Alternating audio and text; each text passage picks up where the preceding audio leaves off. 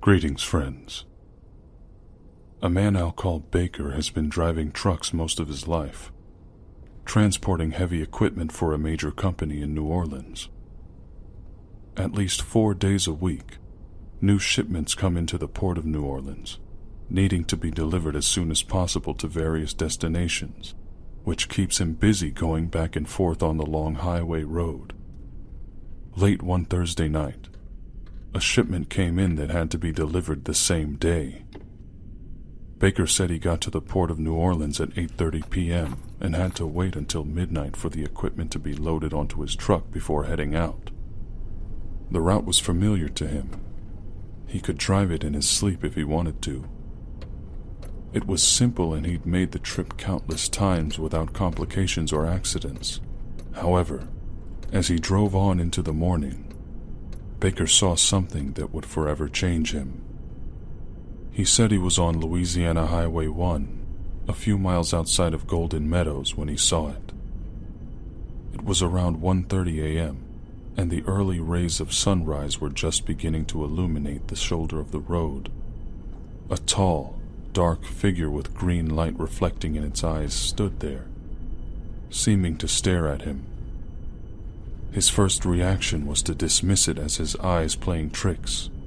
He'd had problems with that in the past, but as he approached, he turned his high beams on, and the reality of the situation became undeniable. Near the wild overgrowth off the highway, a dog-like animal stood on its hind legs. The creature stood erect, focusing not on the truck, but Baker himself as he approached at high speed. As he got close, Baker could see another monstrous Dogman emerging from the bush, also pausing to notice him. In the midst of the unbelievable situation, Baker was shaken even more when one of the Dogmen raised its arm to shield its face when his high beam shined into its eyes. Nearly in a panic, Baker slammed his foot on the gas pedal and sped past the two bizarre creatures. He saw their dark silhouettes crossing the road cautiously as they shrunk steadily in his side view mirror. Baker mentioned that he always thought of himself as open-minded when it came to the paranormal, but after being confronted with such a chilling encounter, even driving 80 miles per hour, he's already been just about as close as he'd ever want to get. While going over the interview from Mr. Baker, my memory was jarred, and I recalled a story of my own that I'd like to share with you. It was during one of my last rotations in Afghanistan, a miserably bitter cold winter. I was with a team doing some reconnaissance out in no man's land, when a figure caught my eye, contrasting against the pure white landscape of the snow-laden desert. It was a man on a motorcycle riding intrepidly along an icy road. I watched him from afar, as he merrily made his way across the frozen land until I saw two other figures approach him. The figures bounded through the deep snow off the shoulder of the road, one in front of the other, closing distance and racing toward him. Before they were able to clear the drift and get onto the road, he turned his head and spotted them. He immediately leaned in on his motorcycle to speed up, but his machine could only carry him so quickly in the icy conditions. The creatures were abnormally large, far too enormous to be mistaken for even the most fearsome of local dogs. They ran on 4 legs and had gigantic heads, with what appeared to be wide, floppy ears dangling from the sides. When I tried focusing in on them, I could make out coarse, brown and gray fur that seemed to cover a massively muscular body that looked more human than canine in nature. The sight was surreal to the point of confusion. I actually started to chuckle a bit at how unbelievable the normal mission had suddenly become. They caught up with him and began charging at his bike, repeatedly slamming their bodies into it as if trying to knock him off. They took turns snapping and biting at his legs as he kicked frantically to stave them off, occasionally being forced to use his other foot to keep his bike from tipping over. The dogmen continued their reign of terror on the poor man for what appeared to be at least 2 miles before they trailed off back into the thick snow. and came to rest near a tree line. As the first one leapt in toward the trees, it stood up and looked out at the other one. Being a military man, I instantly recognized the behavior as having the distinct feeling of a signal or communication of some sort. The two rejoined each other and disappeared into the bush.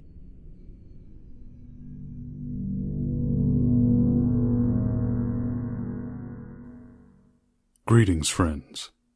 Even though my channel is relatively small, I get several emails every day from you, my loyal followers, old and new. I do my best to answer each and every one thoughtfully, in time.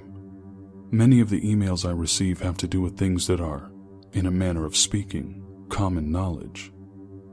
Dogmen, shadow people, hauntings, witches, and many others. Not to say that these things happen to everyone, but at least they are recognizable phenomena. Every so often, though, I come across a story, an encounter with an entity or cryptid that I cannot quite define, something that cannot easily be classified according to the common knowledge of hidden things in this world. Here to help me explore these unusual cases found among the already truly bizarre is my good friend Mr. Davis. While you listen to the stories, try to imagine what on earth these poor souls may have come into contact with, and let us know your thoughts in the comments section below. Here we go. A Hand in the Dark. Dear Mr. X, my name is DJ. I'm not the best storyteller, but I'll do my best to explain what happened to me. First off, my family is very poor, so we can't usually pay our electric bills. Instead, we use a generator. It was around 2 or 3 in the morning one day, and I was lying on the couch playing on my iPad. Now, I know what you're thinking, but I got the iPad before we fell on hard times. Anyway, my cat was sitting on my shoulder, and we were kind of just hanging out. I was in a good mood, enjoying the moment until the generator suddenly sputtered out. The room went pitch black, and this weird feeling of dread came over me. I had the great idea to use my iPad as a light to look around the room, just to comfort myself, when a loud bang tore through the air.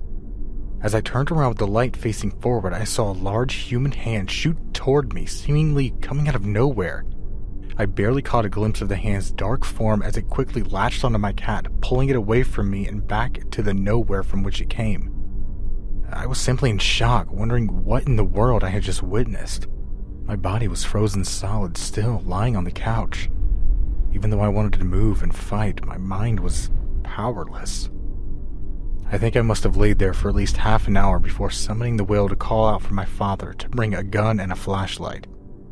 He ran in seconds later with a gun, and we both searched the house thoroughly. We never found the cat. Does anyone know what this is? A quick note, my friends. I contacted DJ via email to get a few more details on this story. A better description of the hand, where they lived, the fate of the cat, and other things. Unfortunately, though, he never responded. The Burned Man. Hey there, Mr. X. My name is Jesus. Let me start by saying that just like everything you hear on the internet, what I say shouldn't be taken with a grain of salt. I'm a very skeptical person myself when it comes to things like what I'm about to tell you, so I understand if you don't believe it. I wouldn't either if I hadn't seen it with my own eyes. This happened last year. My sister and I were out one late night looking for my dog. She bolted out of the house, escaping from an open door. Our search took us into a large alleyway back behind my home. My mother's car was parked in the driveway, which was off to the side of the house. As I walked past the car, turning the corner to go toward the front of the house, this extremely tall human form just emerged and casually walked out from behind the car. I didn't have much time to react, so I almost didn't take mental notice of it, but after thinking about it for a moment, I realized that it was definitely not normal. I know that sounds odd, but it was this surreal feeling as if the situation wasn't even happening in real life. You need to understand one thing. I was turning my eyes and head as I saw this thing, and by the time I was able to do a double take and look again, it was gone. That's how little time I had seen it. As my eyes continued their natural path, scanning across the yard, I could see some details. It was shaped like a large man of average weight and build. He was completely naked, a mass of sickly orange and red stained flesh. It seemed to have no face, and its skin was melted, dripping with small shanks of meat slapping against its body as it walked. There was this disgusting wet shimmer on it, reflecting the streetlights around it. Like I said, by the time I took a second look, the thing vanished completely. I stopped in my tracks and stood there dumbfounded for a minute afterward. There was no smell, no sound, or anything else other than the brief image of this monstrosity. A quick side note. I saw another thing with the same horrifying look, only shaped like a kangaroo instead of a man, hopping through my neighbor's backyard a few days later. Just like the man, it made no sound at all. I didn't bother trying to explain any of this to my sister. It's hard enough maintaining her respect without talking about insanity like this. The Terror of Beckley Manor. Dear Mr. X, it's me, Aaron from YouTube. As I said before, I'm a good example of a hard-nosed skeptic when it comes to the subject matter of your channel.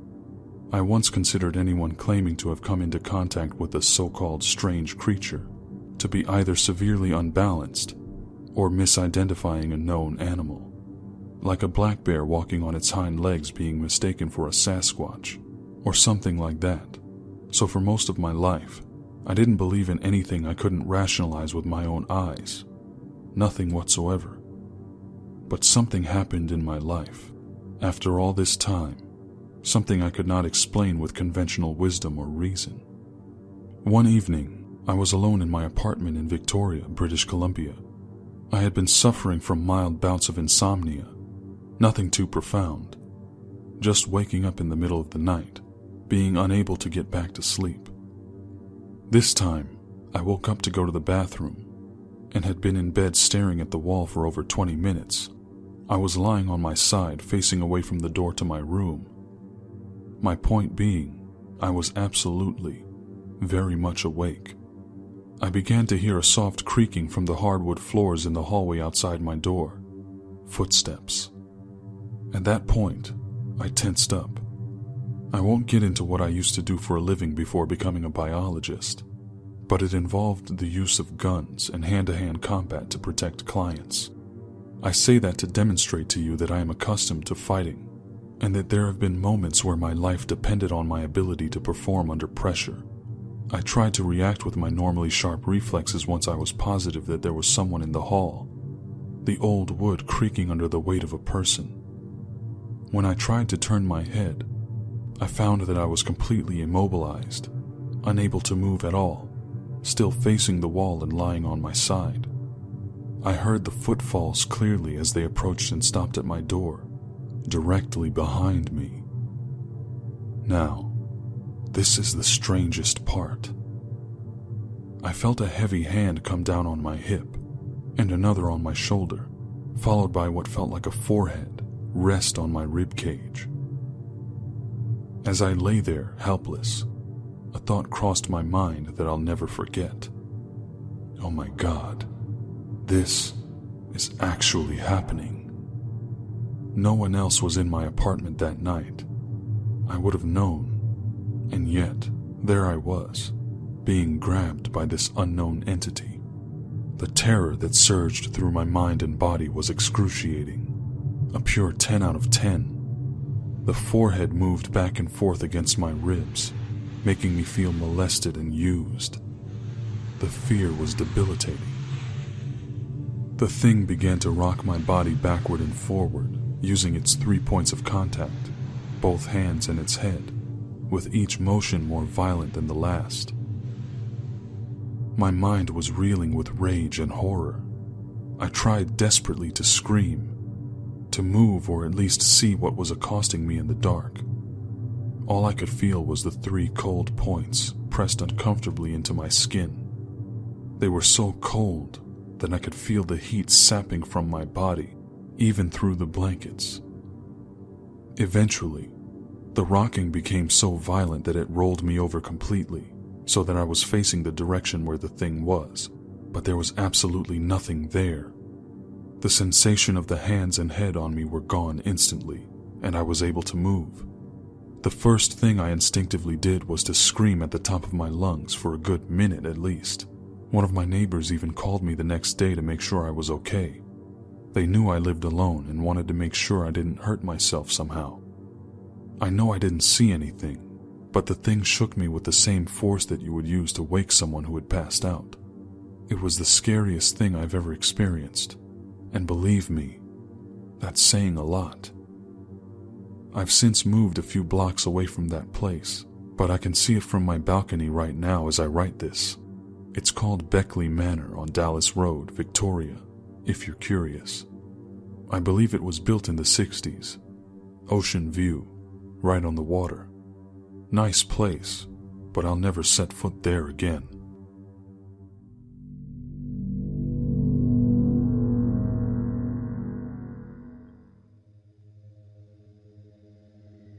Hello there, Mr. X.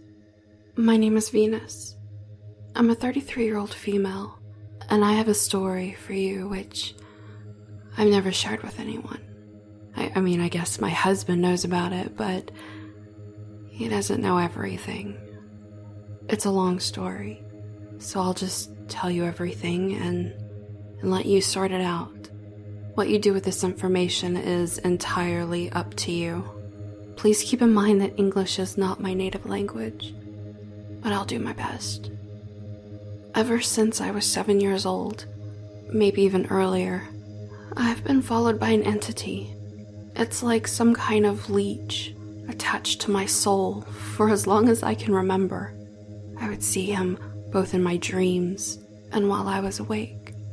He used to appear in the small apartment I lived in with my family, scaring my little brother and me half to death.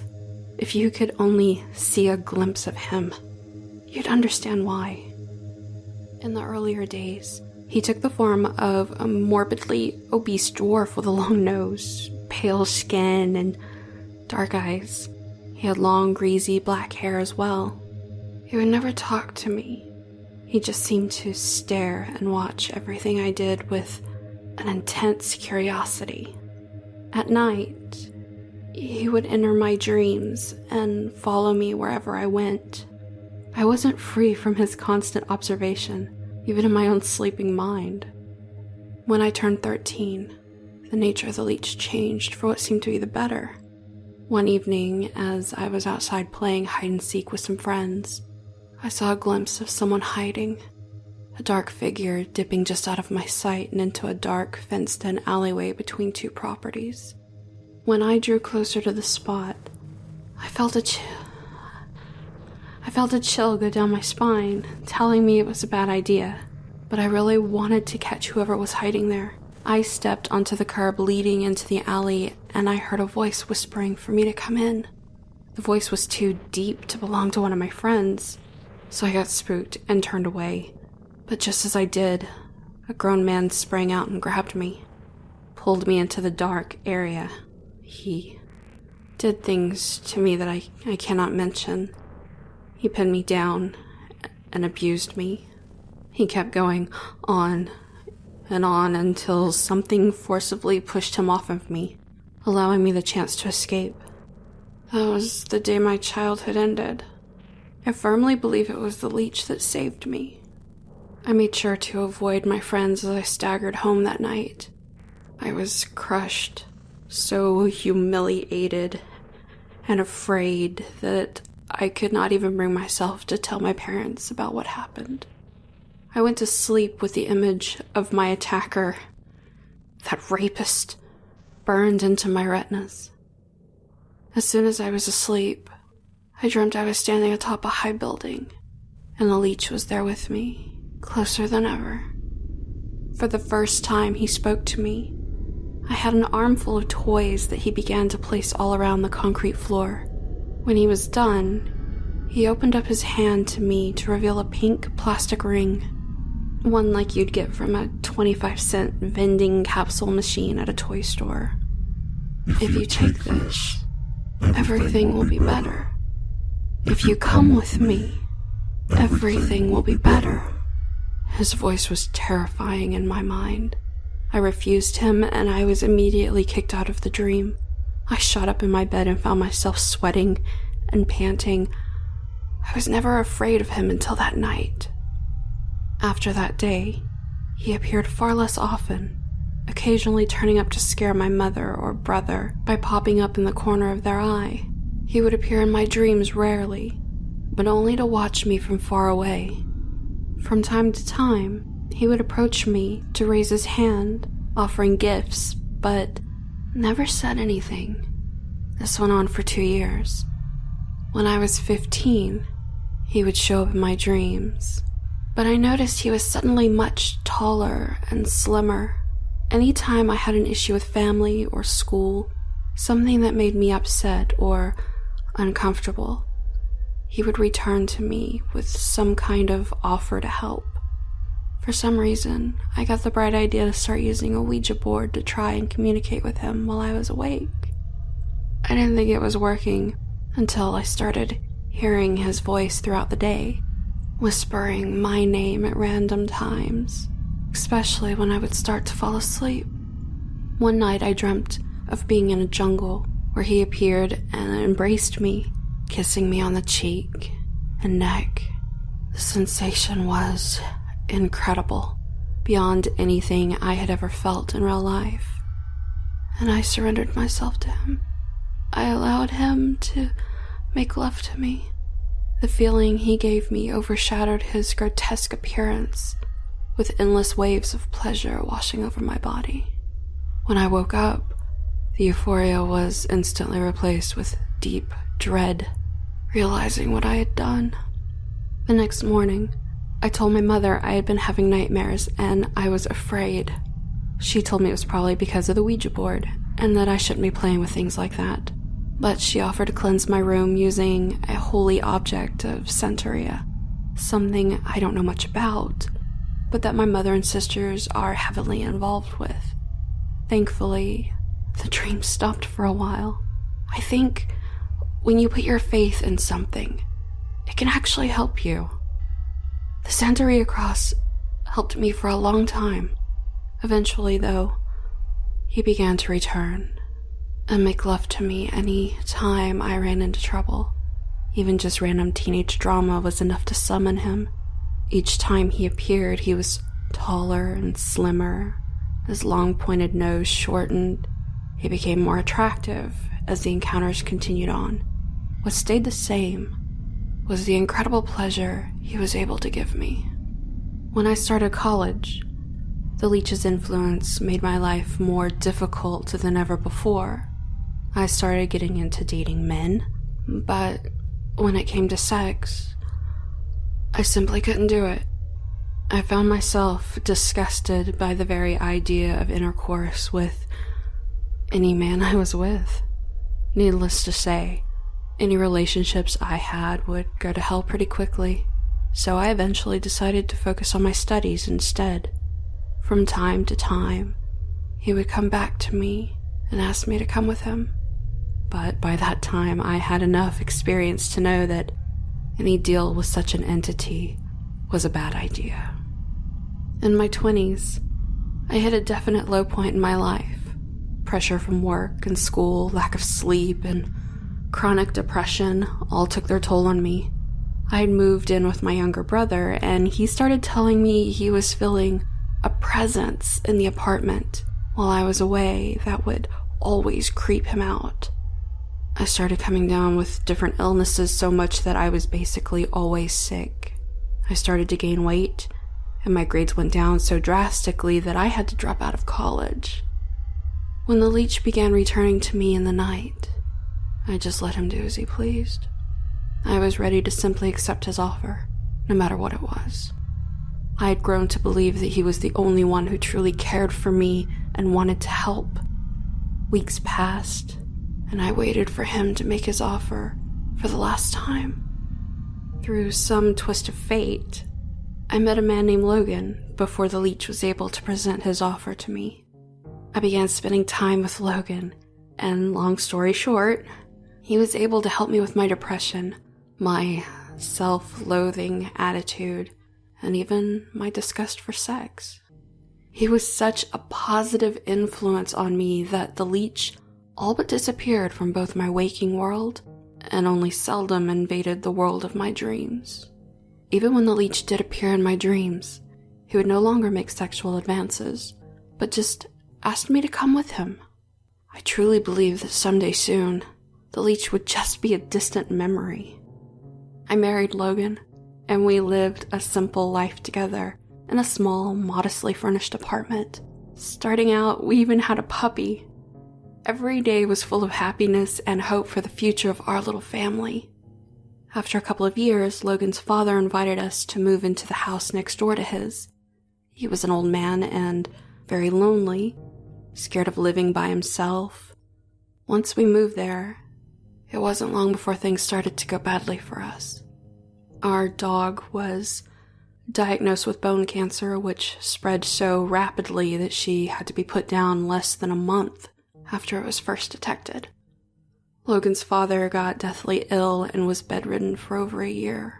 During that time, my parents were in a severe car accident, which also caused my father to have a heart attack.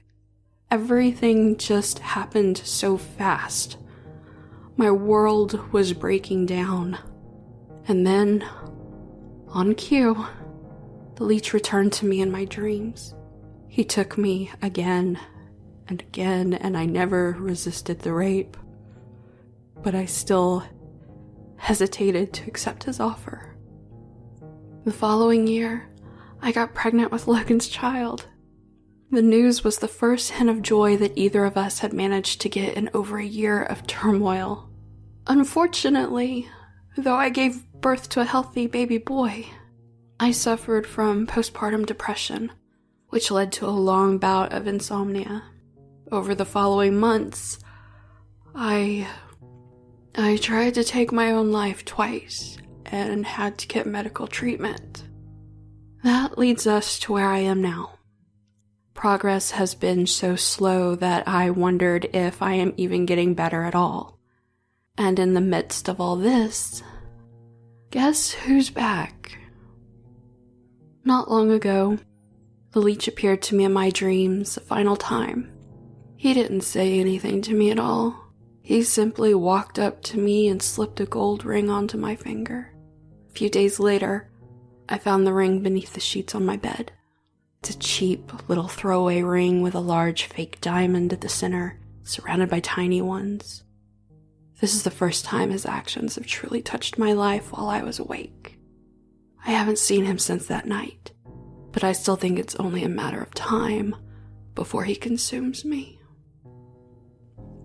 My dear Mr. X, I wanted to tell you this story so that if anyone else suffers from things like this, they'll know they're not alone.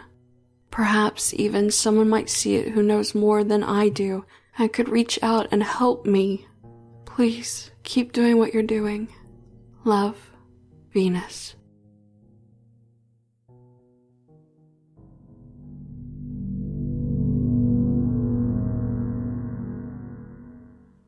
Greetings, friends. A year ago, I met a very interesting man who eventually became a good friend to me.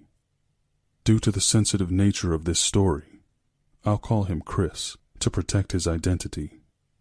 We both have a military background, so naturally, we spoke about some of our exploits in those past lives. He had an unexpectedly haunting story to tell, and when I later got this channel up and running, I asked him if I could share it with you. So here we go. This took place on an undisclosed military base, located in the damp jungles of a remote island. Chris says he remembers the wilderness being unnervingly quiet for at least a week leading up to the incident. The personnel stationed there chalked the silence up to a change in seasons or something. There had been reports of bizarre sightings, fast-moving animals no one could explain. Anyone who mentioned them was typically shut down with ridicule from fellow soldiers. The sightings were notably inconsistent with one another. Some saw large eyes, others saw small ones. Some heard a big thing trudging boisterously through the undergrowth. Others heard the sounds of something sneaking around in the brush. However, no one had seen anything worth defending in the inevitable argument, let alone losing their reputation over. Chris heard every report due to the fact that he was the desk sergeant at the time. Anyone who saw or heard something off, which could potentially impact the security of the base, would typically come to him to have it notated in the log. He never took the more fantastical reports seriously enough to actually write them down, unbeknownst to the concerned soldiers who came to him. Some of them just came to talk about what happened, off the record anyway, which would typically end up with them just trading ghost stories. On the night in question, Chris and his team were on the far side of the island, an area which is completely uninhabited, where no human presence could be found for several miles in every direction. For that reason, the military chose that location for storing their weapons and explosives. Chris and a partner, whom I'll call Barry, were conducting the nightly checks on the magazine storage areas, which lay several miles deep into the uninhabited zone. The jungle was still weirdly quiet, but it was good for them, being that their mission was to detect foreign intelligence or other operatives tampering with U.S. equipment, or the occasional refugee group that washed ashore. They were on a road that rested in the valley of two mountains, bordered by gigantic hills, rocky and thick with tall grass. As they drove along slowly, with the windows of their Humvee rolled down, they heard a heavy thud coming from the woods, a totally unexpected, unnatural sound emanating clearly from the tangled growth. The first sound drew their attention, but was quickly followed up by other noises. Barry shut off the engine and headlights so that they could sneak up on whoever was out there. They knew anyone attempting to navigate the dense vegetation would have to do so carefully, taking time to avoid injury. But surprisingly, they could hear fast-paced walking, rustling through the tall grass. After a few moments, the sound began to move parallel to the road. They restarted the vehicle and began to pursue the noise. The walking continued for a while, as they followed it with only their running lights on, before it suddenly stopped. They at first thought that they'd lost track of whatever it was, so they turned the headlights back on, assuming it was just an animal, and continued a ways down the road. As Barry proceeded to turn on the high beams, both men noticed something in the distance, approximately 30 yards ahead, a humanoid creature jumping into the road, and then back into the brush on the other side. Chris said that it was gray, over 2 meters tall with a small oval head. Its movements were too swift for its size. The best way he could describe its leaping motion was like that of an impossibly nimble frog. Seeing the creature instantly gave Chris the feeling of being punched in the stomach. His heart sank so rapidly and his adrenaline kicked in so fast that he began to feel nauseous, on the verge of vomiting.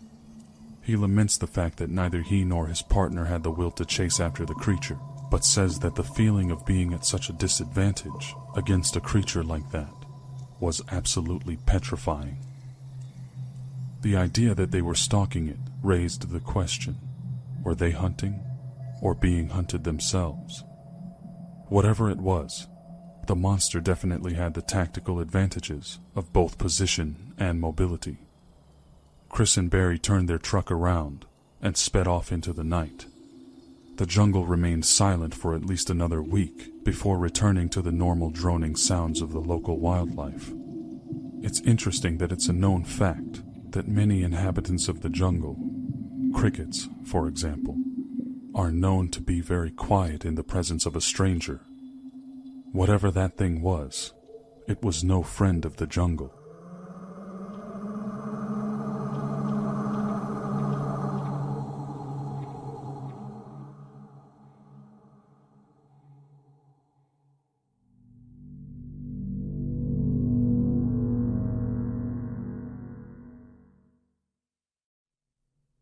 Greetings, friends. This came from a conversation I had which quickly turned into a bit of a live interview with a friend of mine. He used to live in my neighborhood until very recently. His name was Gabriel. One evening, Gabriel and I were talking when the topic of discussion meandered into the territory of the strange, a thing that's quite common when I talk to people, as I'm sure you would probably guess. As the key words began to pop up, ghosts, vampires, dogmen, glitches, etc., I noticed a peculiar spark of familiarity, of passion in his eyes that told me without a doubt he himself had seen something or another in his time. Gabriel was a native of Costa Rica. He grew up most of his life there before immigrating to the United States. When I asked him if he had ever seen anything odd, his eyes widened. "Yes, I did," he said, half excited, half under his breath. "Have you ever heard of cadejos?" I had not.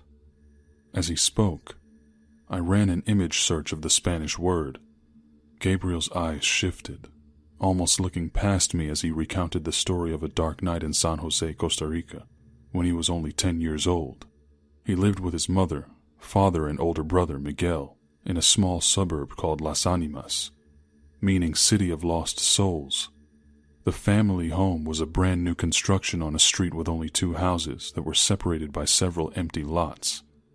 Gabriel's father was a metal worker, so he made sure his home was fortified with steel doors, door frames, and window bars to withstand the high crime rate of the small town. The small backyard was walled in to make it less attractive to robbers, and they had a Doberman guard dog named Rambo to keep watch when the family was out. The dog had to be trained to only accept food from Gabriel's father, because thieves in the area were known to try to feed poison to guard dogs. In that neighborhood, there was typically an unspoken curfew for children after dark. If they were away from home and not with their parents, or didn't have a ride home, they were basically to stay the night wherever they were, just to be safe. So one night, Gabriel and his brother Miguel were over at their friend Carlos's house, who happened to live in the only other house on their street.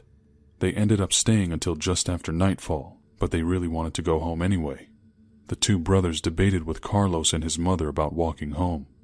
Although both houses were extremely well lit with floodlights, there was about 75 yards of unlit dirt road and knee-high grass between them. Now, they had made the trek into darkness before, but always with their mother waiting outside keeping an eye on them. This time she was nowhere to be seen, making the boys feel a bit more apprehensive.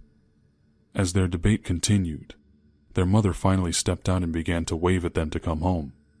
When they saw her, the boys started on their way at a jog, turning back to say goodnight to Carlos and his mother as they went back inside. But that is where things got weird. When the boys turned back to look at their mother, she was gone. What they saw instead, standing across the street in the middle of a field, a ways up the road toward them, was a dog. The boys slowed down to a walk as their old tennis shoes scraped across the unpaved, overgrown road. They stared at the dark figure in the distance, trying to decipher it. They could tell it was a dog. No surprise. They had one, but it looked far too large and imposing to be their Doberman. They noticed the glimmer of a thick chain wrapped around the dog's neck. The eerie sound of the metal rattling permeated the night air. For a moment, they told themselves it was just Rambo. Maybe he broke free of his chain and got out. The brothers argued over whether or not it was their own dog as they walked steadily toward the house. The closer they got to where the mysterious dog was, the more they noticed that it seemed to be growing in size. When they finally realized that what they were looking at was not their beloved Rambo, the 2 young boys halted in their tracks. Gabriel looked up at Miguel. As we sat in my studio, Gabriel's eyes began to well with tears. He said that despite all the trouble they'd gotten into, that moment was the first time he'd ever seen his big brother scared. They didn't know it at the time, but what they were seeing, the thing that was watching them, was a cadejo, what you and I might call a hellhound. The black dog shifted its ominous gaze between the boys and their house, looking back and forth over and over, as if acknowledging that at any moment they were going to have to make a run for it. It stood as an imposing wall between them and safe haven. The boys knew that they were too far to make it back to Carlos's house without being caught, but that continuing down the road felt like certain death. Their best chance was to walk back the way they came. They slowly turned and started back when they heard their front door open. Their mother emerged from the doorway with her hand shielding her eyes from the floodlights. Throwing their fears to the wind, the brothers made the only decision they could. They broke into a sprint, running harder than they ever had before to save their mother. The hound's head shot toward her as it catapulted its massive body into the air, leaping at least 30 feet in one terrifying motion before violently slamming into the ground and beginning its own mad dash toward the house. The beast cut a wide path through the tall weeds of the field. The loud metallic sounding of the chains intensified as it closed in. Somehow, the boys were able to get to their mother before the hound, grab hold of her and pull her inside. They slammed the door behind them. Their mother stood against the wall in a state of disbelief, praying as the front door trembled with blow after blow from the enraged monster outside. After only a few moments of excruciating terror, the noise suddenly stopped, replaced by a loud car horn blaring from outside the garage. Gabriel's father yelled at them to activate the metal-clad garage door. Miguel hit the switch to open it, and was promptly scolded by his father for letting the dog outside. Gabriel and Miguel opened the front door and looked around, finding no signs of El Cadejo. As they continued to investigate, they found poor Rambo cowering in fear, hiding in a small crawl space underneath the stoop of their porch. As I wrapped my head around this intriguing story, jotting down notes on my computer as quickly as I could, Gabriel's face lit up at my clear fascination with the experience. He told me, "You know what?" using my real name. "I have another story for you. Have you ever heard of La Llorona?" I told him I did. A few years after the hound incident, Gabriel and Miguel were walking home late one night after a few games of basketball. There was a rough court just about a quarter-mile away from their house where kids used to gather. Yet again, the boys had made the mistake of staying out after dark, so they were walking home with a bit more motivation than usual. Like most areas in their town, there were no streetlights. The only illumination they had in the area came from a nearby hospital. Their journey took them past a small bridge over a creek. It was out of their way, so they usually just walked right past it. But on this night, they heard something odd coming from that direction. The sorrowful wails of a woman emanated from the dark area near the side of the bridge. Miguel insisted that they go and see what was going on, but Gabriel had a stomach-turning feeling that something was wrong and he refused to follow his brother. Miguel began to meander toward the bridge while teasing his little brother about being scared. So eventually, Gabriel half-heartedly relented and veered slightly in the direction of the bridge as well. The pitiful screams still rang out, causing Miguel's playful demeanor to shift, thinking that there may actually be someone there who needed help. He picked up speed and ran up to the guardrail, looking around for a girl who was perhaps in danger. As Miguel leaned over to investigate, all Gabriel saw was his brother's body tense up with shock, almost falling backward before darting away and down the dark street. Not needing any more convincing, Gabriel followed suit, and the brothers made the last 10 blocks home in record time. Later, Gabriel asked his brother what he saw. He said there was a woman in the water just below the bridge. She reached up to him with long arms, saying, "Ven aquí, ven aquí. Come here."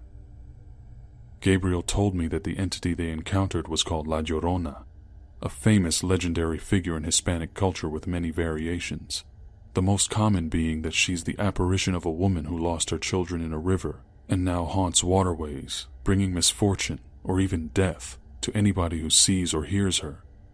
Some accounts even claim that she drowned her own children in a river, and then herself. Either way, a sad story indeed. I'm Mr. X, and may your nights be full of dreams.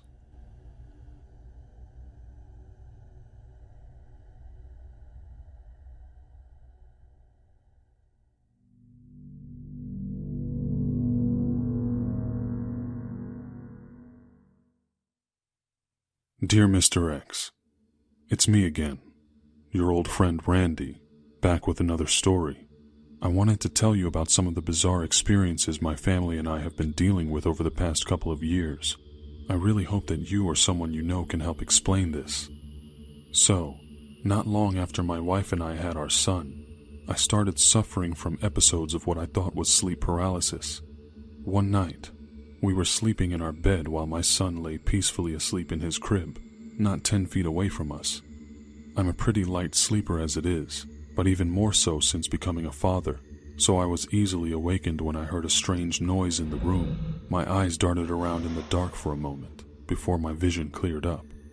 What I saw there, hunched over my son's crib, was something I still struggle to explain. This creature was like a gigantic centipede. Its body was at least 9 feet tall, coiled and contorted with part of it reaching all the way up to touch my ceiling. Its legs were twisted and warped, as each one gripped onto the wooden bars of the crib. Its head was turned toward me, showing a pale white mask-like structure covering its face, with black eye holes and a gaping mouth full of darkness. Smaller centipedes and worms crawled all over the creature's body and head, creating a sickening chattering noise that haunts me to this day. Below the mask, the creature's jaw slacked open, revealing 2 rows of jagged teeth that oozed with a sickly reddish liquid. Its hideous form undulated with an unnatural speed. The muffled sound of bones popping underneath flesh rang out into the air. I only stared at the creature for 2 or 3 seconds, but the image is burned into my memory.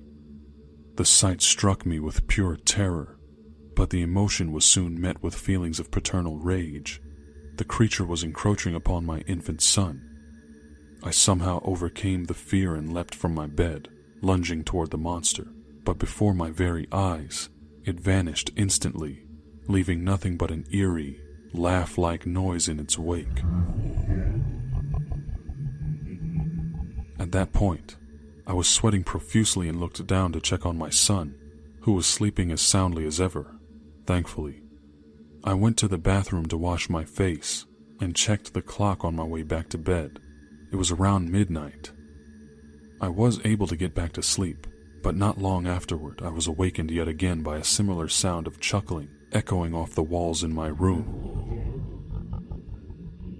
As I shrugged over to open my eyes again, I felt a light touch on my shoulder. When I finally got them open, I saw the same mask directly in front of my face, this time etched with a disturbing, sinister smile. I was so shocked that I let out a loud yell before it vanished again. I have no idea what that thing was, but I can't shake the feeling that it was somehow behind the events that happened next. A few months after that night, my wife and I began feeling a strange, foreign presence in our home. The worst part is that the presence sometimes takes the form of one of our children. The first time this occurred, I flipped out. It was around the time when my son had just started walking. I had a day off from work and had been spending it just having fun with the kids when we all decided to lay down for a nap. About an hour into the nap, I was awakened after hearing the unmistakable sound of my son giggling. I lifted my head and saw the little guy standing in the hallway. He ran off just as he noticed me looking at him. My eyes lit up as I began to raise myself to go chase him down, but I felt a weight on my arm, stopping me. I looked down in disbelief at my son, still fast asleep in my arms. I felt like someone had literally grabbed my heart and squeezed it with all their might. I let him down gently and proceeded to check every room in the house. I found nothing out of place. I know this is all hard to believe, but it happened again one day when I was at work. I used to work swing shifts and was on my break, talking with my wife on the phone as she put the kids down to sleep. She briefly put me on speaker to say goodnight to them, and I heard her close the door to their room. As she started to walk down the hall to the living room, she paused. I could hear the faint sound of troubled gasps, but she just stood there, frozen and saying nothing until I finally asked her what was wrong. Suddenly I heard footsteps hitting the ground as she sprinted back up the hall. I began to feel panic washing over my face, and I asked her over and over again, "What's going on?" She seemed to get a hold of herself and managed to whisper that she just saw a child playing in the living room. It was totally impossible for either of the kids to have gotten past her in the hallway, and I could sense the fear in her voice. My own voice cracked as I struggled to find a way to comfort her, to find words that would put her at ease. I felt utterly helpless being so far away and so late at night. The best I could do was to tell her to go to the children, protect them, and pray over them. She made her way back to the room and found them still asleep, and she stayed there until I got home. So many similar things have happened since that night that we've grown accustomed to it. My wife and I even joke that it feels like we have 3 children instead of 2. Anyway, thanks again for sharing my story, Mr. X. I'll let you know if anything else of note occurs. As you know, I'm well aware that this world is full of things we can't explain, but I tell you what, of everything I've seen, I hope I never see that creature again. Dear Mr. X, my name is Raphael. I was wondering if perhaps you knew what to make of a bizarre experience I've had. To start with a little bit of background, every year my family spends a month or so at our summer home in Cape Cod, Massachusetts. The house is pretty old. It used to be a hunting lodge. It lies fairly deep into a wooded area with only a couple of other homes spread out in a very sparse neighborhood. None of the houses are occupied year-round, so it's almost always perfectly quiet. Or at least, it used to be. Several years ago, I started noticing a strange sound coming from the woods surrounding the home. It was a maniacal, uncontrolled laughter that echoed through the night air. It was highly exaggerated, like something out of a movie. The sound seemed to get slightly louder, slightly closer, every time I heard it. Now, make no mistake, we can definitely hear when the neighbors are in town playing loud music or having parties, etc. Whatever this is, though, it doesn't seem like something any of the residents would spend their vacation doing. At least, not unless they were completely out of their mind. The thought of someone just laughing at the top of their lungs for hours, alone in the woods, is chilling enough as it is. For a long time, I had no idea where the laughter came from. It would start abruptly at all hours of the night, and end just as suddenly. Sometimes it would be fast, others slow. Sometimes low-pitched, others it would be high. I would usually find dead animals, rabbits, squirrels, things like that, around in the woods the morning after I heard the laughing. The carcasses would be fresh, partially eaten, and tossed around haphazardly. I eventually took up the practice of staring out into the woods to see what in the world was doing all that awful cackling. In retrospect, I wish I just minded my own business. One evening, as twilight began to set in, another fit of laughter cracked through the serene quiet of the night. Annoyed, I sat by a window scanning the woods for any signs of movement. My eyes caught onto something that took me a second to make out. As soon as I noticed it, the laughter got much louder. Next to a tree, I saw a partially hidden, squat, hunched-over figure. I know you're pretty good with deciphering these kind of things, so I've included my best attempt at a sketch for you to get an idea of how it looked. It was about 4.5 feet tall, and it had an unusually shaped head, almost like a plague doctor mask with large, beak-like protrusion. The head itself seemed to jut out from its chest because it was so severely hunched over. Its eyes were large, tinted with a sickly pale yellow. It had human arms, but they were extremely thin, like those of someone long dead of starvation. It had absurdly long, twig-like fingers with rounded tips. The most bizarre part, however, I noticed when I tried to find its legs. From the lower abdomen and down, it was like it faded from existence. The best way I could describe it is the look of freshly smudged ink on paper.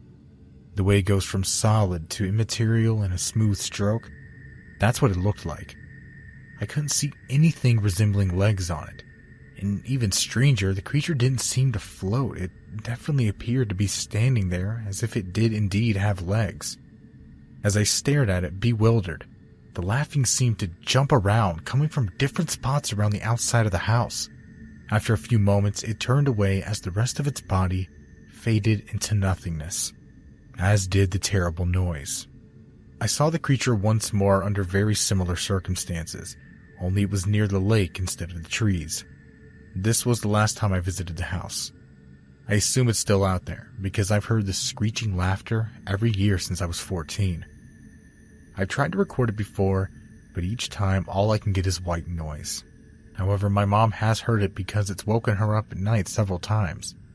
My brother and his girlfriend were walking out one afternoon and they heard it as well, so No, I don't think it's just in my head. If you or anyone else has a clue as to what this is, please, let me know. Sincerely, Raphael.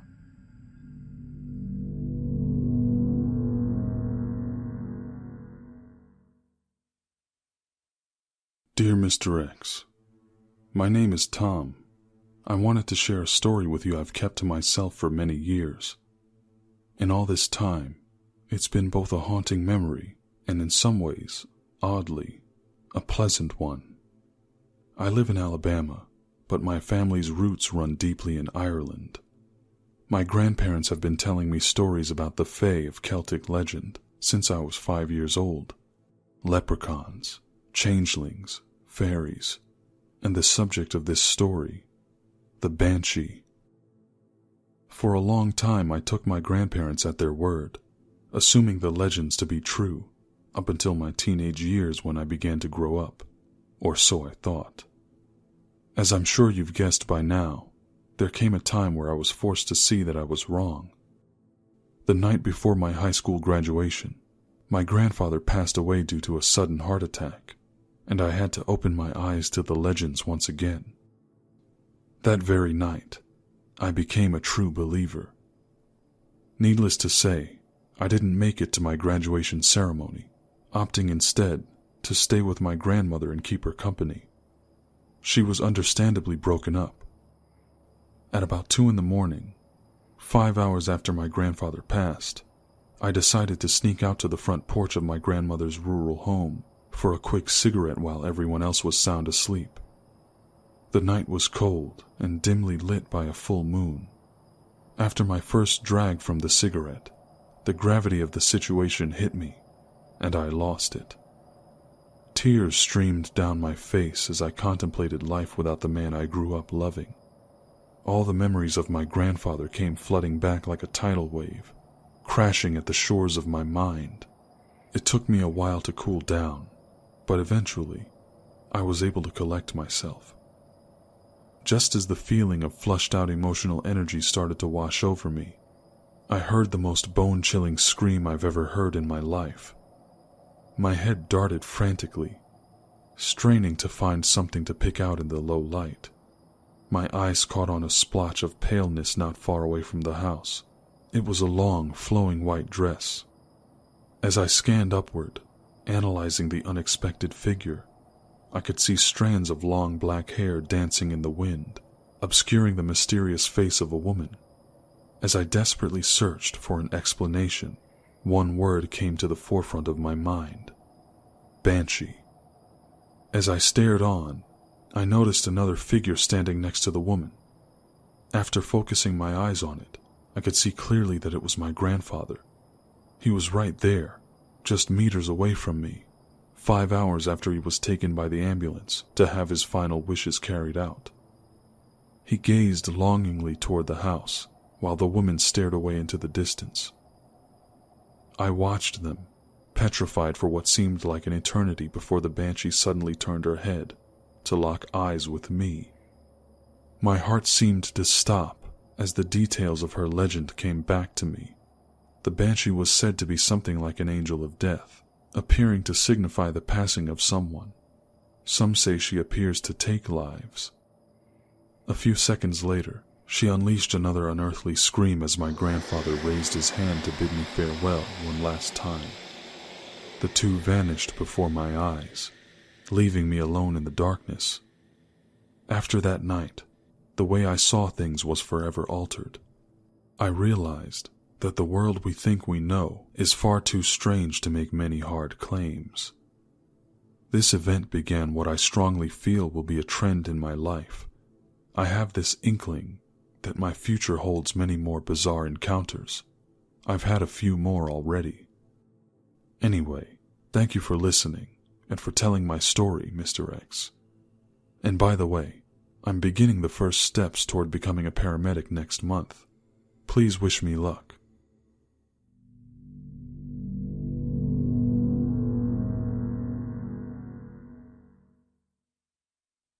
Dear Mr. X, it's me, Selena. I have a story for you. When I was around 5 or 6 years old, My family lived in a small 2-story home near the outskirts of Omaha, Nebraska. Imagine if you were standing out in front, facing the house. You would see a lonely streetlight off to the left, and my room was on the right side, kind of sitting in the house's shadow. Before I explain what I saw, I have to give you a quick side note.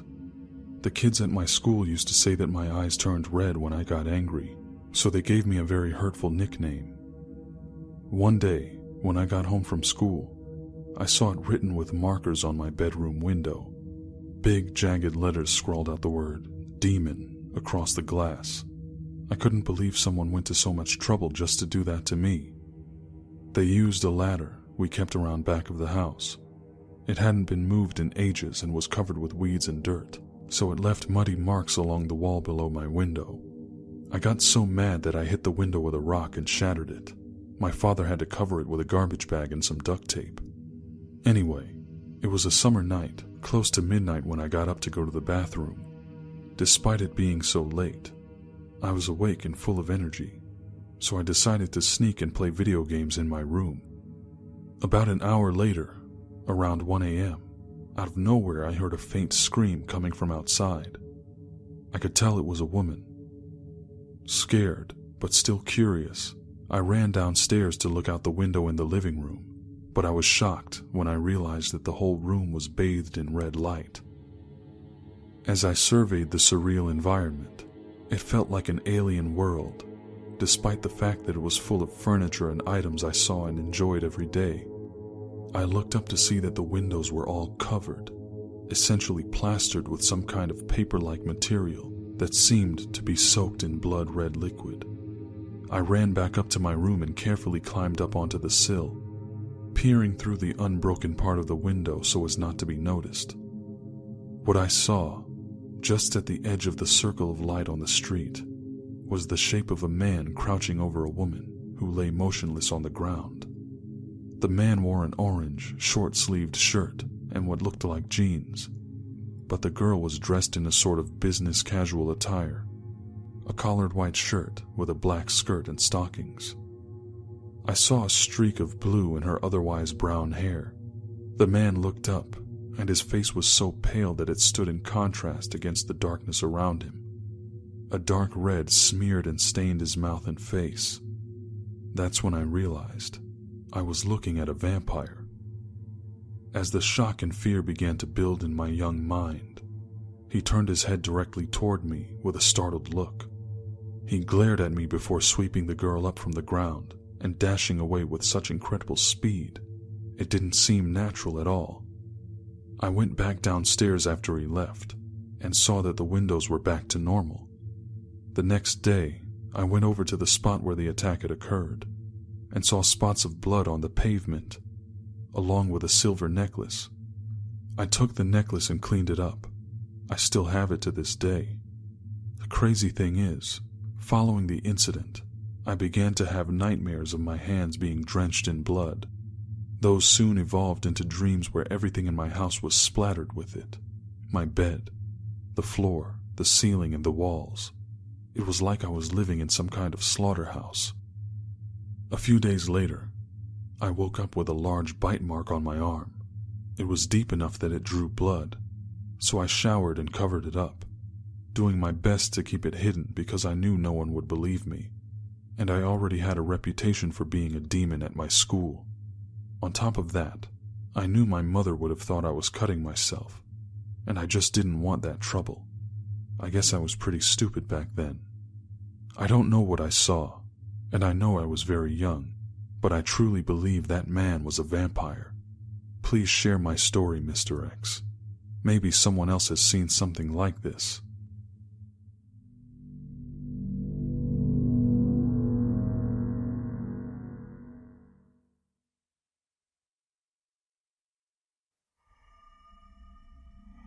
I recently got contacted by a young man I'll call Brad. I don't quite know how he found me, but somehow he seemed to pick up on something that very few people are aware of. It is an element of my mind, hidden in the deepest recesses, which connects me to wolves in a way that I cannot explain. I consider myself an oddity among human beings for this reason, and it's extremely rare that I find someone like me. This is my rendering of his story. Mr. X. This really started just a few years ago, when I was at the age of 10. I'm 1/8 Native American, with ancestors of the Caddo tribe. I know I'm young, and it may sound a little early to experience things like what I'm about to share, but please, Mr. X, hear me out.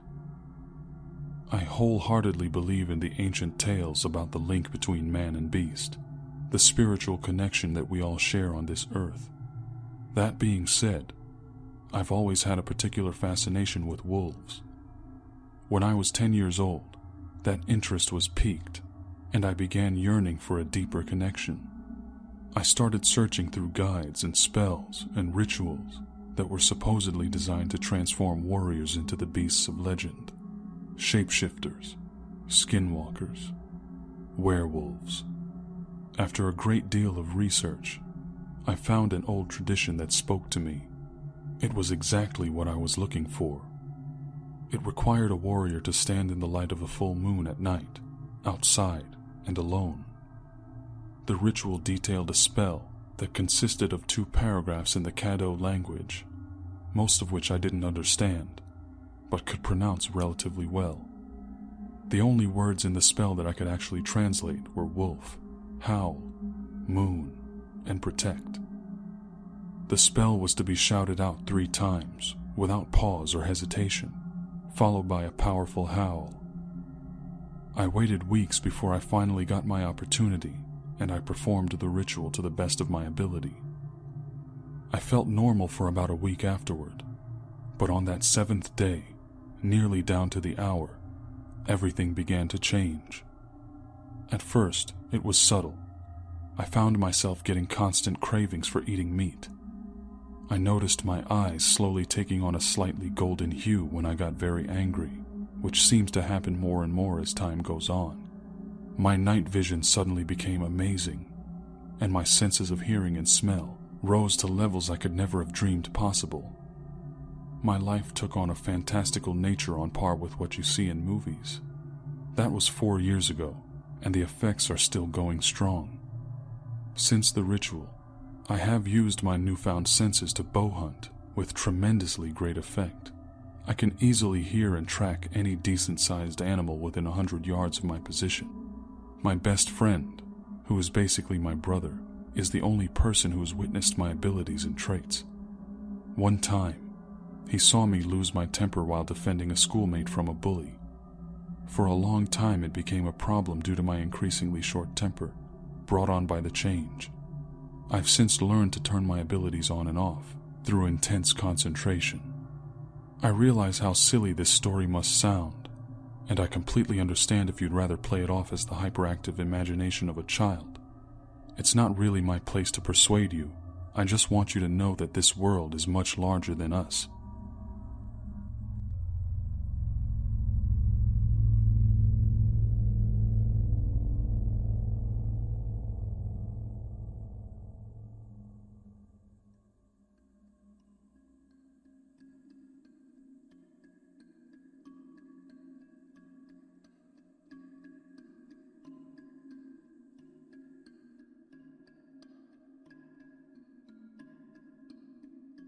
Greetings, friends. I wanted to say a few words before I let you go. I know you've been around for just over an hour, but maybe you can spare a few more minutes. First of all, I'd like to thank, once again, my good friends Nix, aka Penny Dreadful Moment, and Mr. Davis. You heard both of them throughout this hour-long compilation of many of my cryptid-related videos. Links to their amazing channels will be found in the description box below. So anyway, a few things, updates and the like. So if you follow me on Twitter, you've probably noticed several polls being run and kind of trying to gauge you guys' opinions on certain things, particularly ideas that I've been having and bouncing around in my head, where I want to go with this channel and new territory I'd like to cover eventually. as you may know, my meditation-style video script has been written. I'm just basically waiting to find the opportunity to test it on someone and see how it goes and see how they like it as far as the mental experience is concerned. But I want you guys to understand, particularly with the Twitter polls and then the questions that I ask you at the ends of some of my videos, as far as getting your input and your opinions on things, I want you guys to realize that you're on this journey with me. We're building this channel and this content together in many ways. So with that being said, people often send me stories that are outside the scope of the typical paranormal fare. That usually has to do with real problems and situations in life that are difficult that these people need help with. And by these people, of course, I mean our fellow dreamers, other people that subscribe and listen to this channel, people that, for whatever reason, have decided to entrust me with their story. Something that humbles me, really, when you think about it. The idea that people from around the world would be reaching out to me for help, people I've never met. It's really an amazing feeling, and I always try my best to do everything that I can, usually in an email response to that person. But what I'm planning on doing in the future is opening up a special forum, if you will, for people that have problems that others might be suffering from, things that they feel I might be able to give some good advice on. And if I indeed do have advice to give on that, I would do it in the form of a video response. That way, not dissimilarly to the original intent of this channel, which is helping people to realize that they're not alone and doing everything that I and we can to help that person. And along the way, perhaps we can help some other people that might be going through similar struggles. So other than that, let's see, I got the meditation style videos, which, believe me, once we get to it, it's going to be a lot of fun, I think. Especially for those who are dedicated and willing to go through the whole experience, because there'll be plenty of instructions on how you need to set yourself up for the maximum dreamer experience with these videos that I have planned. And as I said before, the first one is definitely going to be more of a mystical, lighthearted, we'll say happy version. But of course, you know, we're going to have to wander into the territory of the strange and the scary in time. So I've got that. I've been thinking about dabbling in maybe some narrated Minecraft videos, which might be a little bit of fun. I might just do a test run with that and see how you guys like it, how you respond to it, and if we all are having fun, then I'll just keep that going too.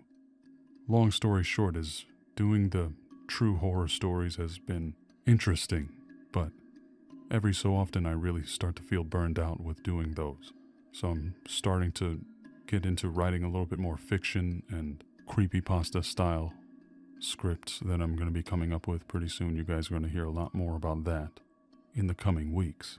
So anyway, I just wanted to holler at you for a few minutes. Let me know what you guys thought about this long compilation video. I have enough to do one or two more right now. I only have about 90 videos on this channel, I believe. So there's not terribly too much to choose from. About a third of that is the chapters from The Dreamer, the short story that I wrote in the earlier days of my channel. So if you haven't seen that yet, please do check it out. I'm very proud of it. So, to wrap this up, let me know what you think about my new ideas, if you were able to follow the rambling pattern which I just used to tell you about it. Maybe you'd have to be a ride or die in order to keep track of my rambling sentences accurately. And before I go, make sure you subscribe to Penny Dreadful Moment and Mr. Davis. They're really good friends of mine. I've done a lot of work with them.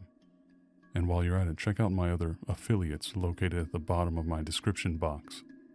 Oh, and one more thing. Sometime in the next few weeks, I do plan on doing a UK time frame live stream which will be, of course, myself, Nyx, aka Penny Dreadful Moment, and a special guest by the name of Stephanie Swan Quills, another one of my very favorite narrators. So please be sure to tune into that if you have a chance. Follow me on Twitter to make sure you're up to date, and also turning on notifications would be appropriate in this case. I wouldn't want you guys missing anything. Until next time, friends, take care. I'm Mr. X, and may your nights be full of dreams. Oh, and by the way, PPS, if you made it this far, you may officially consider yourself a ride or die follower.